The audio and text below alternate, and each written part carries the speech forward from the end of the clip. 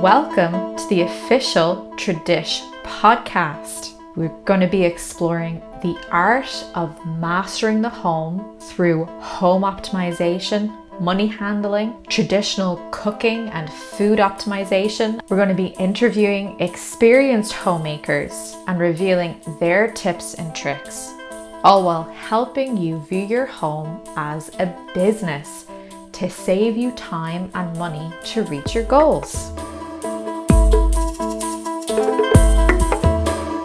In our first episode, I really wanted to get real with you and help you by being completely honest with you about my journey, my very bumpy ride as a millennial housewife and homemaker. Us homemakers have a tendency to hide our struggles, or at least to downplay them. I understand, because I felt it too, that we don't want others to think that we don't have everything all together. So I hope you can relate to my struggles and be encouraged that, man, I was bad, but I began to get a handle on things.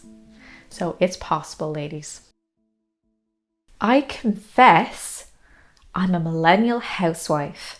I know that by today's standards, I'm expected to feel oppressed. There's an unspoken belief that I'm not using my brain as a full-time homemaker or a stay-at-home mother, or I'm not living up to my full potential. I should be pitied, but that couldn't be further from the truth. Homemaking is not without its challenges, and I've learned a lot on this journey, and I really want to share it with you. So I think it's so important to start by defining some terms. Homemaking. I now view homemaking as an important job that requires studying, strategy, and skill. I find the best and most honest analogy for a homemaker is to compare the job of running a home to that of running a business. So let's think about what makes a successful business. Structure when it comes to time, exceptional organization, stock inventory, goals and strategies for growth and continued success or maintenance of the business, and obviously a fine-tuned handle on finances coming in and out of the company. That's not how I viewed the home at all, or my role as a homemaker when I first got married. In fact, I was the exact opposite of everything I just described to you there. So I had no conviction over the importance of the role of homemaking. And one big reason for that is because I was so sensitive to society. I didn't view homemaking as something that needed to be learned like a trade. I just assumed that there were some women, like my mum, who's naturally very well organized and loves homemaking. And then there were others, like me, who wants to be a homemaker, has no problem with that, but I never thought that I'd be a homemaker who had a really well organized home, because naturally I'm far from a clean and tidy person. Anyone who knows me knows that there are several traits that I have that do not by nature make me an organized homemaker. Firstly, I hoard. I love to keep sentimental things. I'm a very sentimental person. I'm very disorganized. I don't naturally think strategically about what I'm doing. And I also have a bad tendency to be lazy. Some health problems that I have, they can contribute sometimes as well, but it's also a lack of motivation. So what do all of these things make? They make a messy, unclean, disorganized, and completely cluttered home that will simply never be tamed. It also means wasted finances in many forms, like overspending. If you have a messy home, you can't find anything, you're most likely going to repurchase that and you're overspending.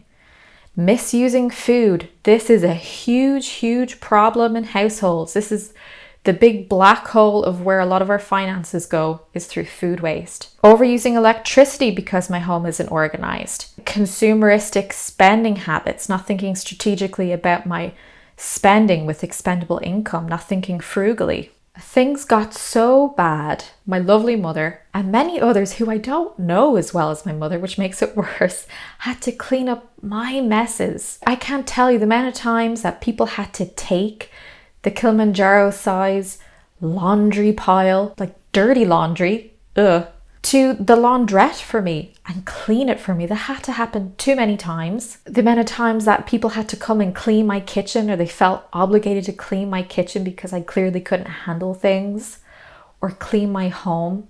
And ladies, let's be honest, we do need that sometimes. But for me, this was a constant thing. This wasn't a, temporarily things have slipped because of health problems or baby or whatever. This was a consistent problem. My husband and I even seriously considered at one point hiring in help to clean and maintain the home. And I think this is a taboo subject. I don't think there is any problem with women hiring help. Even these seemingly perfect homemakers have struggles. They have Monica closets. If you get the Friends reference, it exists. But I'm aware that there's this attitude of looking down on some women who need that extra bit of help. And I'm telling you, I do not disagree with help. If you really feel like you need to hire in help, do it. There's nothing wrong with that. You should not feel ashamed. But the thing is that with my home, especially with there being so few people in it, and me being a full-time homemaker, the designated homemaker, and me not having serious health problems. Yes, I had a baby and that takes time, but there was no real reason for me to bring in help. I never felt relaxed. And our homes are supposed to be places where we feel happy and rested and relaxed. But I hated my home. I felt horribly depressed. It affected my mental health. My stress levels were really high. I was on edge all the time. And I felt terrible about myself. I never wanted to stay in my home. I was out all the time. I was escaping my problem. I was out far too often, out every day with my son, rather than face my mess at home. So ladies, what I want you to do is to pause this podcast right now, and in the comments, share with everybody one example of a struggle you have as a homemaker. I really want to know how you feel, what your experience has been in this, and you also might be surprised by how many people feel the same.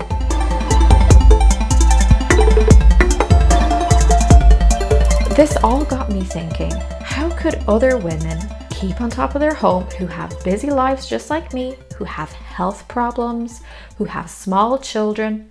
How can they keep on top of it and I can't? So where did this all bring me? This brought me to a place where I refused to accept that I could never get a handle on things. And I was determined to change. What I firstly tackled was my view of my role as a homemaker. So I started examining, what is a homemaker? What is this role? How do I view it? How does society view it? How is that impacting my job? I still to this day receive comments like, oh, what do you do all day? People really believe I don't do anything all day, or I don't use my brain. And I think they're very well-meaning, but society has conditioned them to think this way, right? Or if I were to meet a person, even if they know that I have a very small child and that I'm pregnant at the moment, I'm 6 months pregnant.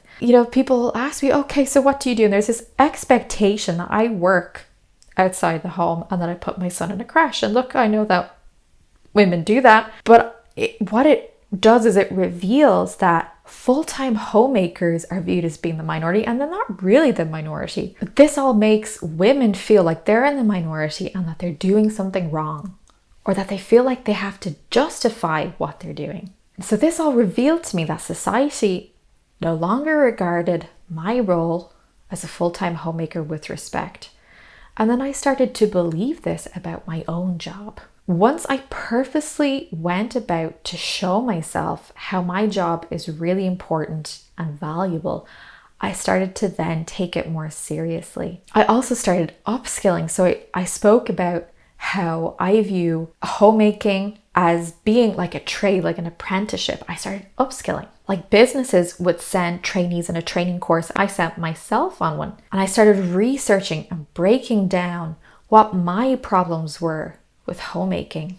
I analyzed myself, my personal traits. I really put myself on the spot. I thought about why I find homemaking so hard. And I realized two very, very important things that are directly related and that at a fundamental level was affecting my home. One, that I hoard things. I mentioned that. So I like to keep a lot of things.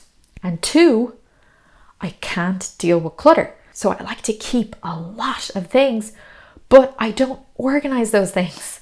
And honestly, a lot of those things didn't have a place. They're just useless. So if you have too many things, too much stuff, and no specific purpose for that or place to put them, it will clutter your home.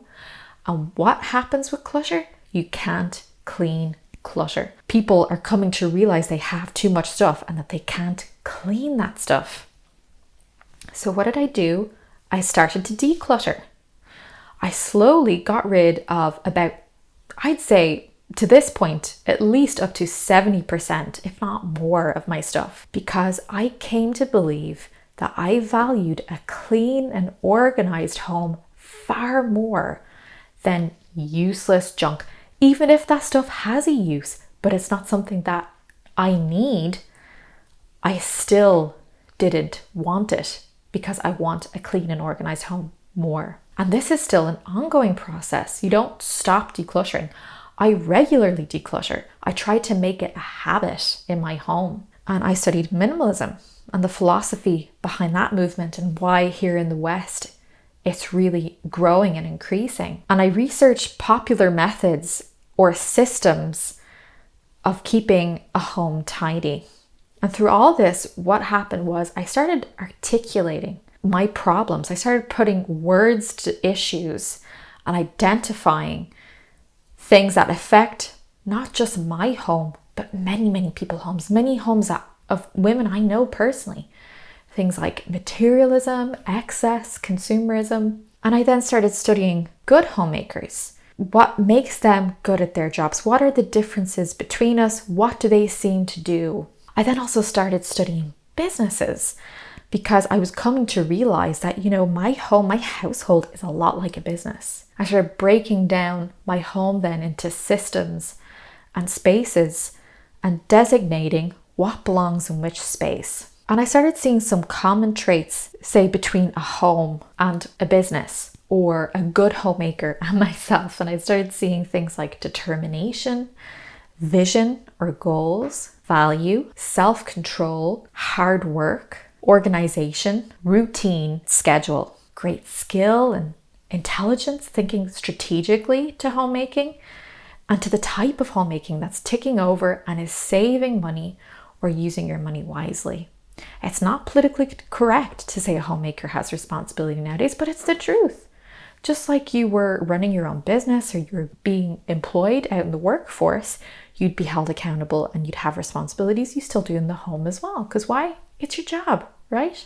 So I think especially viewing yourself as being self-employed is important because it helps us in two ways. It keeps you accountable and it helps you see how valuable your job is. And this gives you the motivation and the confidence to do a good job of it. Maybe a lot of you might be thinking, this is an unrealistic standard for homemaking, right? Or it might make you feel intimidated or put down by these expectations. But we must hold the role of homemaking to a high standard, right?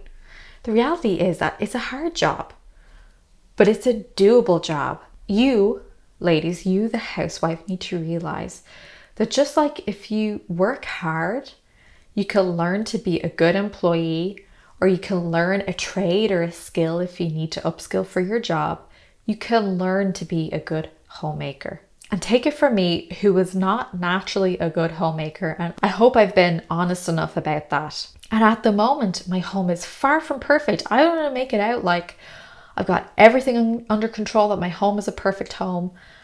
This isn't about having a perfect home, but this is about having a home that ticks over, that serves you and serves your family and saves money.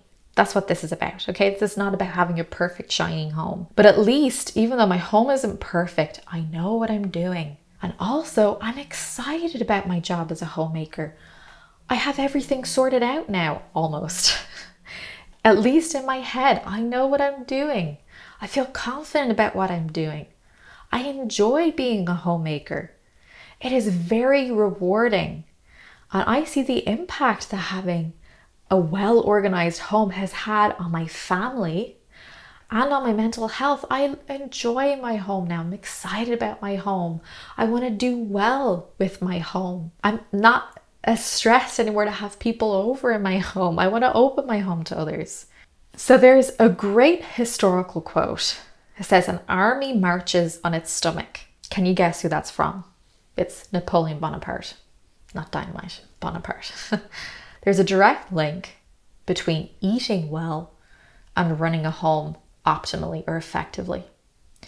And that I wasn't eating the way I should have been at all, and it was affecting my energy levels, right? If I eat the wrong thing, it saps all my energy. It can also affect my mental health. I get brain fog. So this motivated me then to start viewing myself as like an athlete or a soldier. The reason why is because these two professions have a very direct connection between the fitness and the success of their job. And ladies, it's the exact same with us homemakers, especially if you have children. Oh my goodness, even more so if you have children. Your job as a homemaker is a very hard one. And trust me, if you're not eating well on top of that, or you're not as fit as you could be, you're working against yourself. For me, even though I still struggle with this, it's an ongoing lifestyle change that I've embarked on. And I would love if you could consider joining me.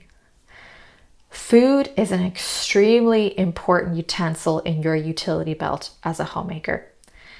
And it's so important to master and optimize in the home because it directly affects you and your family's health, which it then affects your work.